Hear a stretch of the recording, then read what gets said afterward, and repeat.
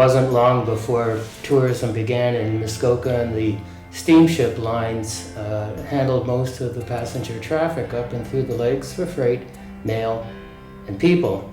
But at the same time, the resorts had small boats and liveries of rowboats for people to use, and it was nothing for people to row across the lake or navigate from one town to another by rowboat, and lots of sailboats.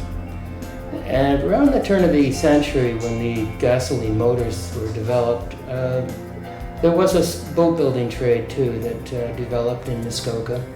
And so for a couple of reasons, we had boat building get a very strong start. I don't want to be Muskoka-centric. There are lots of beautiful places in this province, but this one is the middle of the universe for me.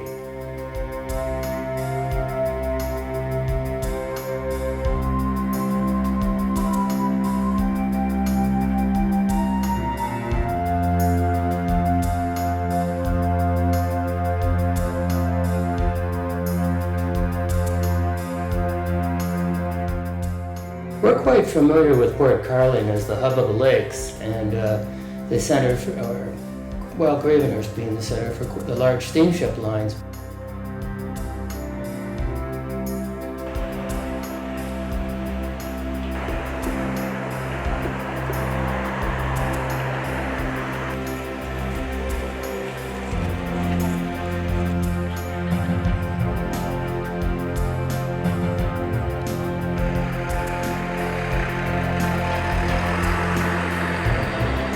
Steamboats were also up in Magnetawan, Georgian Bay, and also in Lake of Bays. The big one, certainly today, is representative of a steamboat, even though it's not on steam, in Lake of Bays.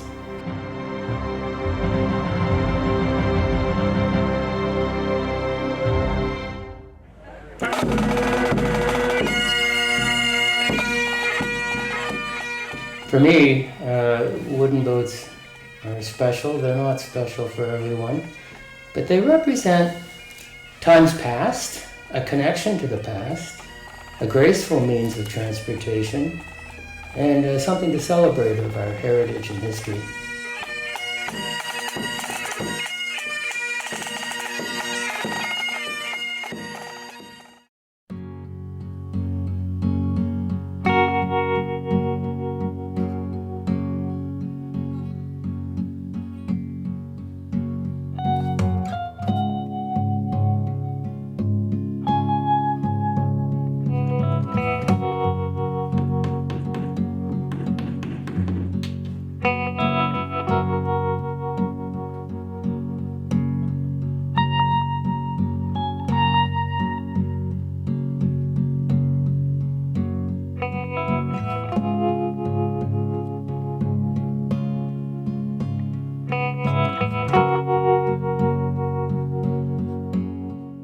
Boat building has been a steady employer through the years. It did enjoy some resurgence. After they became out of fashion, they went back into fashion, and through the last decades of the 1900s, they were enjoying a real resurgence, and that's when I had my apprenticeship, and that's when I became a boat builder. I'm Stan Hunter, and I'm a boat builder, and that's my place right down there. Oh look, the Vagabond is pulling out. The Vagabond was built in 1939 in Midland, and it's more of a Georgian Bay boat, but has been in Muskoka for quite a few years. My son seems to enjoy it quite a bit. It looks like he's off for the weekend. This is the boathouse where the rental fleet sits, waiting to go out, where customers' boats get swelled up, where boats get kept out of the sun. Sometimes we even have our own boats in here.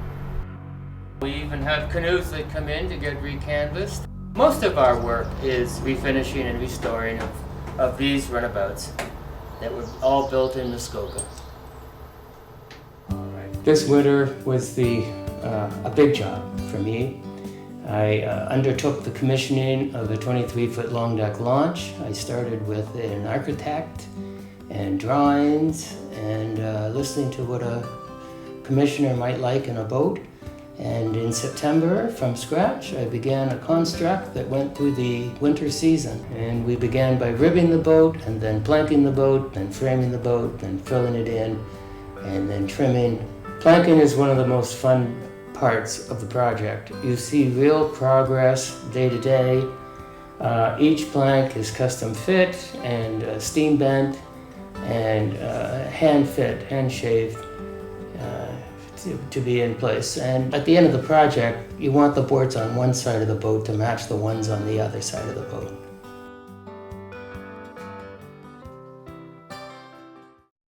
There comes a day when it's planked, when it's caulked, when the bottom's painted, and it's time to turn it right side up. We roll the boat in a pair of slings, and you get to see the hull from a normal perspective. It's a real pleasure. Once the boat is planked and faired and smooth, the seams on the bottom are filled with a raw cotton driven in with a caulking iron. And it's an arduous process, but it's an ancient process and it works.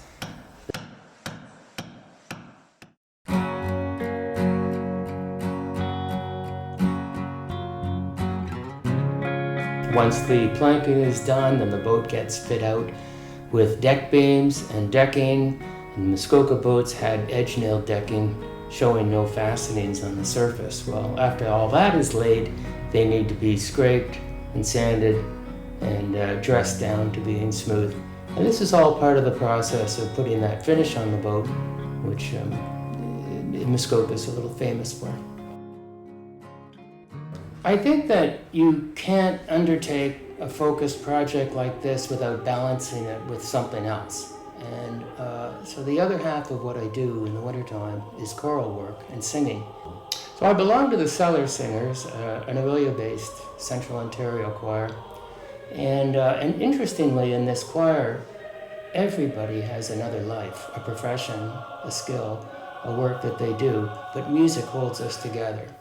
And in my case, it's boat building on one side and music on the other. We have 4 concerts in a season. You know, it was daunting to me to think that I would do this thing in the span of 4 concerts. And I began to think of the boat as the boat of 4 concerts. So while I'm working, I'm also thinking of the music I'm trying to learn and have it playing in the background.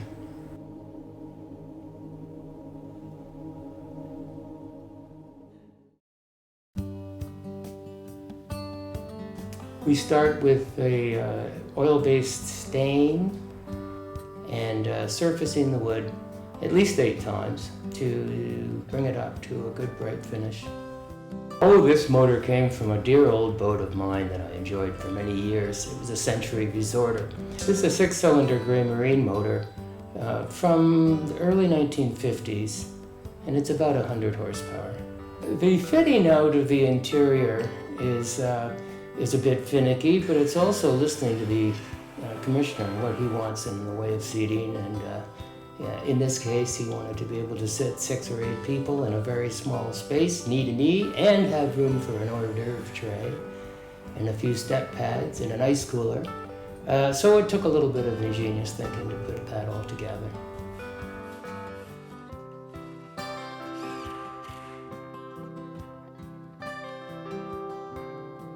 Some of these chrome pieces are found in many other boats of this type. Some of them I had to have made. I formed wooden plugs. I had them cast in silicon bronze, polished, and then plated with chrome. It's a wonderful feeling to start putting the final pieces on the boat, the chrome, which is the jewelry of the boat, like hanging the necklace on a finished dress. Then you know you're on the home stretch. So at the very end, I put the name on the transom, misspelled it by the way, but they corrected me very quickly. And there it is, Marguerite.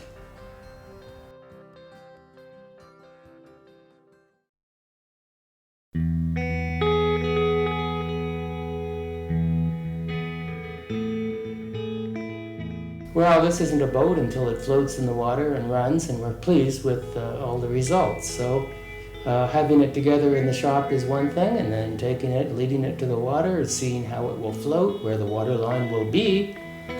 It's all good in theory, but until you see it float, you just don't know.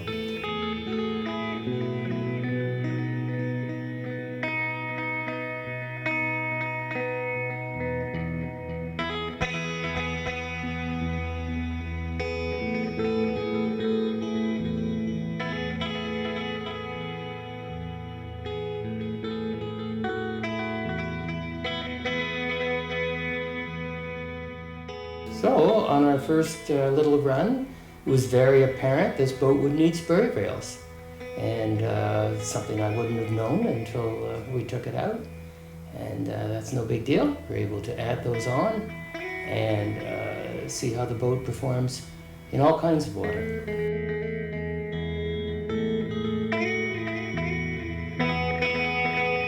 Well, one can't finish a job like this without really appreciating it, so you need to take it out, you need to run it, you need to learn the idiosyncrasies, and you enjoy it a bit. And after all, it's going to be handed over very shortly, so it'll be time to say goodbye all too soon.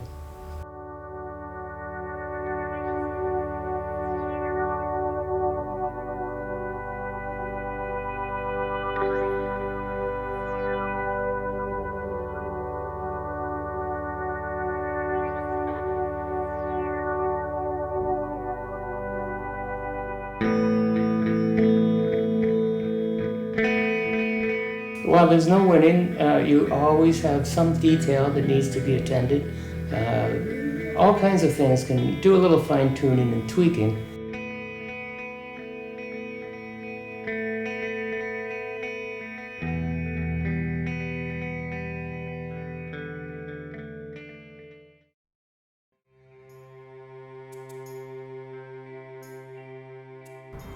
Here we are on August 1st. That's been 11 months, not just 4 concerts, but it's a very pleasing day indeed.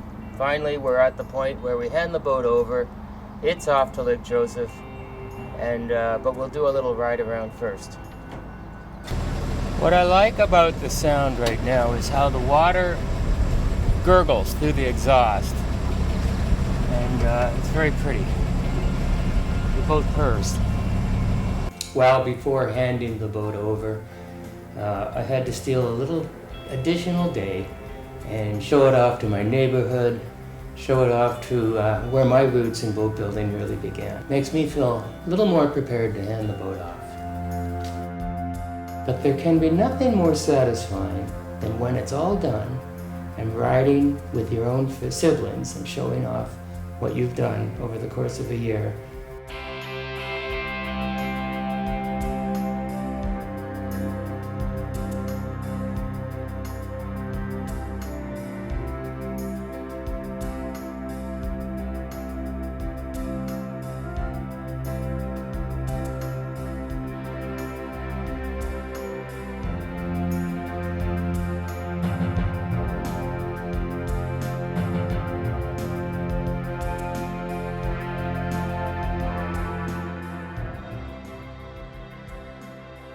Oh, it's a wonderful feeling of accomplishment.